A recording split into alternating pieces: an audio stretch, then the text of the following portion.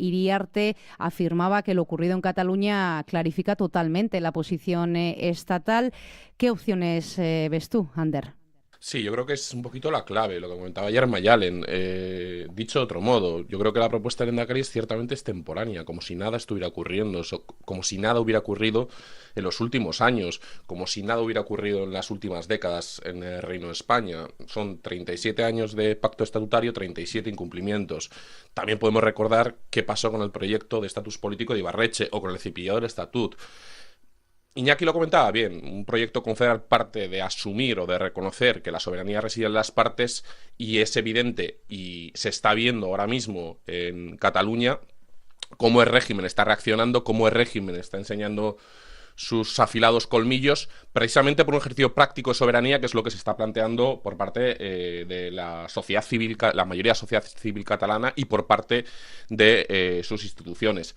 Por tanto, me parece una entelequia hablar de proyectos confederales cuando en este momento estamos hablando si la posición a mantener es la del sostenimiento del régimen del 78 o el desbordamiento del régimen del 78 o régimen de la segunda restauración borbónica, como bien lo denominaba el recientemente fallecido Toni Domènech. Por lo tanto, más allá de las palabras, habría que juzgar al Lehendakari por los hechos, y los hechos nos dicen que le están felicitando en Villacorta por la posición política que está manteniendo, y es francamente sorprendente que en el contexto en el que nos estamos moviendo en este momento, pues, no sé, un festival de música o equipos de fútbol sean bastante más contundentes que nuestro Lehendakari.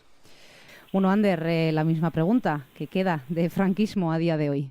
Pues una alargada sombra, eso es lo que queda del franquismo.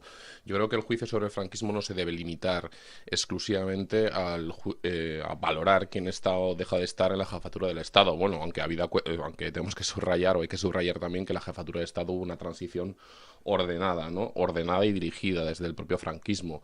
Pero el problema también reside fundamentalmente en cómo se articuló la transición del 78, esa segunda restauración borbónica, sin la adecuada depuración de la estructura, de los miembros de la estructura del Estado, miembros que vienen del franquismo y que pasaron, pues, acuñando ese feliz término de la ley a la ley, y conservaron la posición tanto institucional como social. Las grandes familias del franquismo son las grandes familias de la España autodenominada democrática.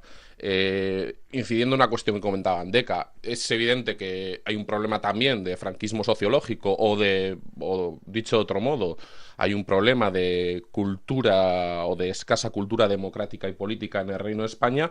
Es cierto que parecía que las cosas se atisbaban algún tipo de cambio, pero por lo mismo está claro que ese cambio se ha visto interrumpido. Se ha visto interrumpido, incluso parece que va decreciendo, teniendo en cuenta además que vamos a ceñirnos a las representaciones. Si la detención de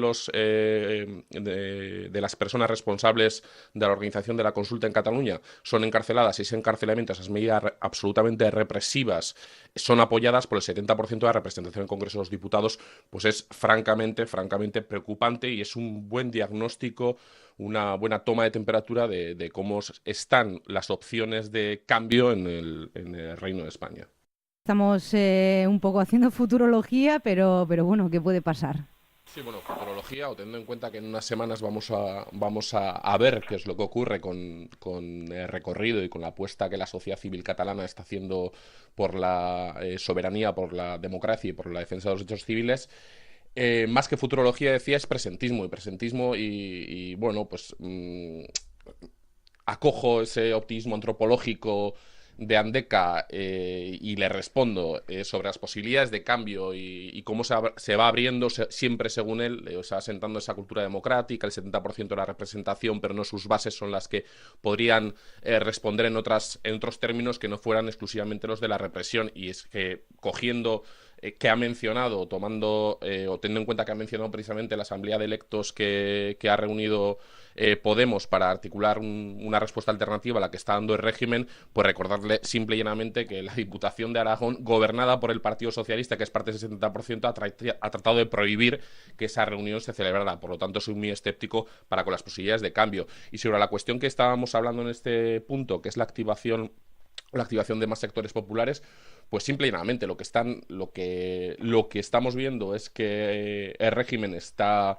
enseñando su verdadero rostro, más allá de declaraciones de uno u otro sino, que el Reino de España se constituye como una cárcel de personas y de pueblos, y por lo tanto eso está llevando a que se acentúe aún más una de las características del procés catalán, que es el liderazgo y la activación de la sociedad civil, indispensable y determinante para garantizar el ejercicio pleno de la soberanía del pueblo catalán.